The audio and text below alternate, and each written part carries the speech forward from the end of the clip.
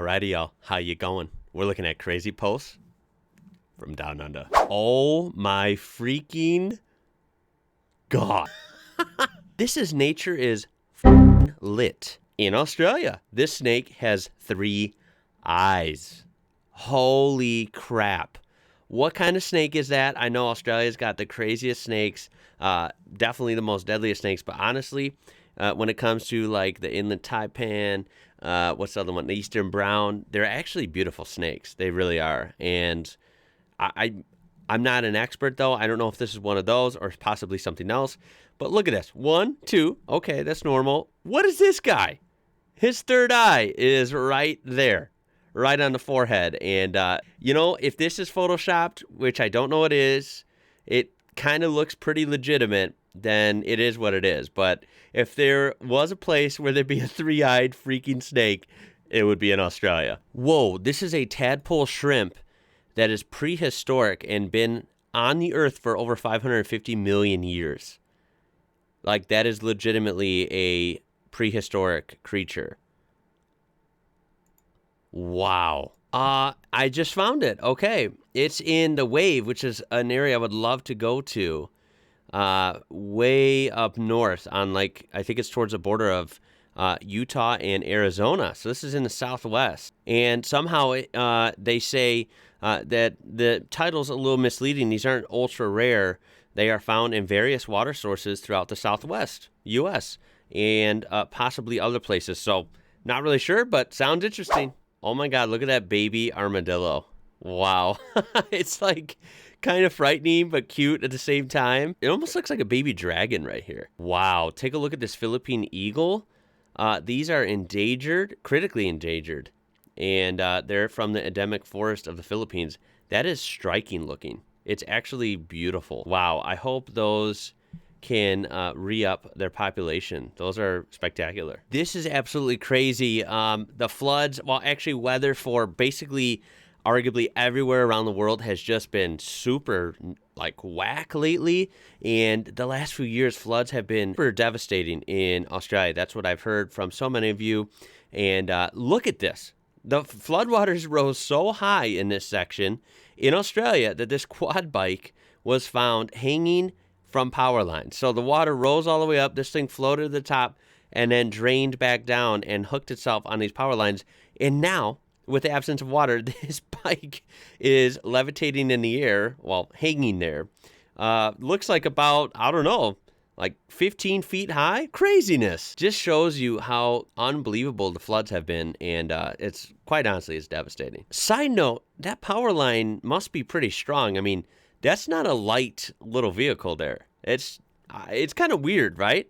Kind of weird picture. In Australia, someone took a photo of this snake's last attempt to avoid getting eaten. Oh, that is terrible. I actually feel bad. That is such a small snake, so I suppose that's like a baby snake. Is there a name for a baby snake other than just a young snake? Yeah, that, what would this be? A toad or a frog? Now I feel like an idiot because I don't know the difference. But whatever that is, oof, it's getting lunch. Fun fact, Alien was just actually an Australian nature documentary that some people took as a fictional sci-fi movie. Alien is what happens when you let Australia into space. I watched a snake eat a frog once. After the snake got him down, he was too fat to move. Then a hawk swooped in and grabbed the snake and flew off. Coolest thing I've ever seen. That is the cycle of life. That's nature, isn't it? Crazy. We have our newest video from a couple months ago of the famous Christmas Island crab migration. Look at that. This isn't even the worst one I've seen. I've seen some where you literally cannot see the ground. It's just a sea of red. But this one, they're sticking behind those walls that they put up right here, right? You see the white there? So most of them are staying off the road. Those obviously work. And it's pretty funny that they have to do that because obviously this would be a problem if they were all in the street. You could not get anywhere. Seriously, one of the weirdest things ever. Sticking on the crab subject, the coconut or robber crab was invading this barbecue on Christmas Island off the coast of Australia. So these things actually do search for food within the campsites, I just read. And, well, if your snack or your lunch, if you go off to have a whiz or go for a walk and come back and find that your delicacy is gone, well, just might be a robber crab. Geez, not even your food is safe. This is called a Baphomet moth, and of course, this is from Australia. It's freaky looking, man. Wow, I've never seen this. This is a colored picture of the last thylacine that at least was known to be pictured. And this was from, I believe, 1936. I have seen pictures of these. Of course, they were in black and white. So it's very cool to see one colorized. I'm sure this is pretty damn accurate to what they look like. Again, very interesting animal. And look, I don't know what you believe, but I think the world is crazy big and thick and diverse, and I think there's some out there. Probably not a lot, but I think it's possible that maybe a handful of thylacines have held on this whole time, and they're out there somewhere, possibly. This is off the coast of Western Australia, a deep-sea batfish. That's really weird. I mean, it's a weird shape. What's kind of weirded me out is it's got like a flesh-like color. I don't know. It's like almost transparent. Weird. I don't know. It's like blue underneath, and then it's got like this little face. It's weird. It's weird. Not the cutest thing I've ever seen. Maybe some people think it's cute. I don't know. Someone said it looks like an adorable emoji. I don't know. Whoa. This is over Burleigh Heads, Australia. Look at this lightning, y'all. Oh my God, that is insanity. I'm like, holy crap, the world's about to end. That is, I mean, lightning's freaky, but I guess it does matter where you're at. Here in Illinois, when we get thunderstorms, you don't get too much lightning. You get a thunder, which, I understand is lightning cracking in the distance, but I guess I hear thunder more than I see the lightning, if that makes sense. And when I do see it, it's usually just a quick, like, single or double strand, down, and then it's gone. This is like that spiderweb lightning where it's just going everywhere, and I really have not personally seen that. Granted, I haven't sought it out, like a storm chaser or just been in the right place at the right time like this. This is next level. I mean, look at that.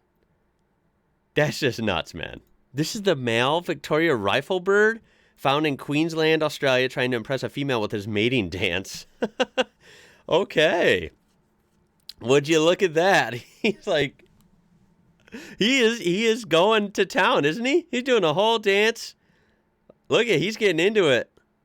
Oh my God. Will it work? Oh, she flew away. She flew away, and he's like, what the hell? I did all that for nothing? Visited by a betong? A betong? Is that betong or betong? I don't know. Last night. This is in Australia. Ew, it's like a... That's actually... Ooh. It's kind of like a kangaroo, but it actually looks like a mouse. Oh, not a fan. Not a fan. It's like a kangaroo, but worse. More of a pest. Sure enough, someone in the comments, is that a rat mixed with a kangaroo? That's what I'm saying. It's maybe you think it's cute. I don't know. I'm not feeling it. When you're in Australia, spotted on the Pacific Highway, you got a big old ute with a mud flap that says, "See you in the NT." Yeah, nah. Might hold off on cleaning a shed out. Look at that. We're maxed out, folks. 50 degrees Celsius, 120 degrees Fahrenheit. I'd say summer has definitely fallen upon Australia. Procrastinating cleaning out their shed is a bit of a Christmas tradition. That's what I'm going to do. You could always put it off till next Christmas. Wow, look at this. This is a $1 note from 1982. Interesting. It's little more dull. It's almost like kind of not the same, but almost like American dollars, how it's way more subtle, like not very colored, right? Like beige, green sort of colors. Interesting. Anyone got one of these? There's what the back looks like. Oh, this looks delicious. Interesting caption too. It says, "A shop in my town in a really small Eastern European country recently started selling these." So this is in Eastern Europe. "It's the best soft drink I've ever tasted. Is it well known in Australia?" Well, lo and behold, it is the almighty Bundaberg. You guys know I love Bundaberg. We buy the regular kind at Costco from Australia, the real deal, and it's the bomb. I love it.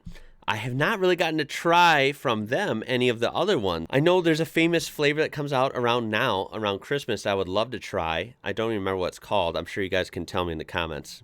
I know I've seen people talk about it on Discord and in other comments. But this kind is the pink grapefruit sparkling drink. And that is indeed the famous Bundaberg logo, just different colors. Wow, that just looks so good. I want to grab it right out of my screen, do the whole pull, that tab, the pop tab, right? You pull it out, lift it up, and you hear you get that pop, you get that little bit of smoke that comes out, and then you go, life is good. I want to try that. The real question. Do you pronounce the AU in Australia? A foreigner says. I've seen a lot of Australians drop the AU part and just emphasize the Australia part of the word. How do you pronounce it? All right, so the Australians have answered. Worth immediately adding, Aussie has never, ever been pronounced as Aussie.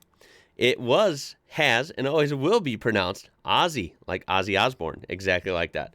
Aussie equals Aussie. There you go. You guys taught me that way early on, and I've made sure to never get it wrong since. I love Aussies. Someone made a good point. Americans have a state called Kansas and then Arkansas, but say Arkansas.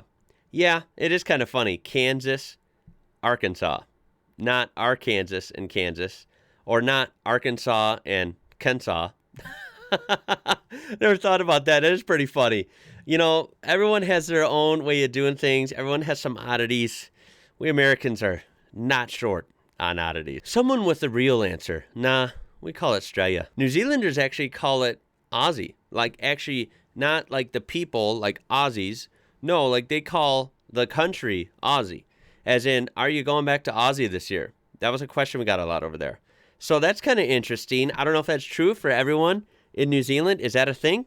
Anyone want to weigh in on that? I've never heard that. That's pretty interesting. Someone got even deeper, saying Aussie, like Ozzy Osbourne, is a little different because it's A-Z. While Aussie, see, I fixed it.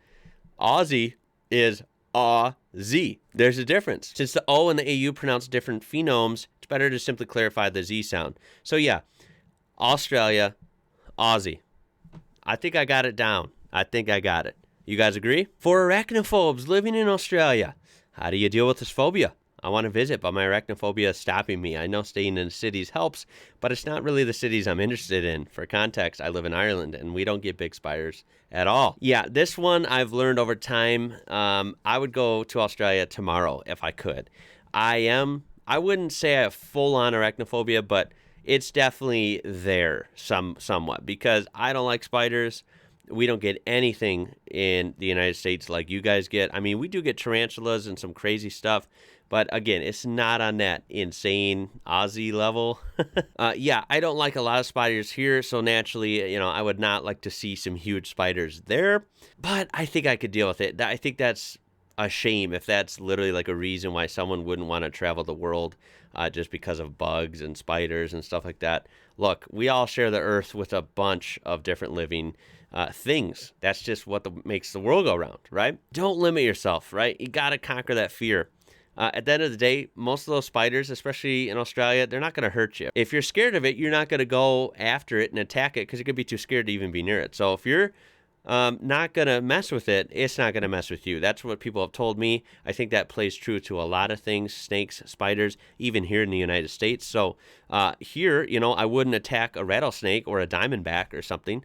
Why would I attack an eastern brown? You know what I'm saying? So I don't know how this goes for other people, but I would encourage someone, if you have the opportunity to travel somewhere beautiful like Australia, do it. Don't let spiders get in the way. Alrighty, y'all. Well, that's going to be it for this one. Really fun episode here. I really thought that was fun, perusing the internet for some Australian content and just some interesting nature content from other places as well there towards the beginning. I really hope you enjoyed this. I can't wait to hear your comments on this, and I'm going to be doing more fun videos like this very soon. Any requests you have, go ahead and shoot them my way. Throw a like on there if you did enjoy this, and of course, subscribe to be part of this amazing community. You know the drill. My name is Ian. You're watching IWrocker. Until next time, y'all. Catch you later.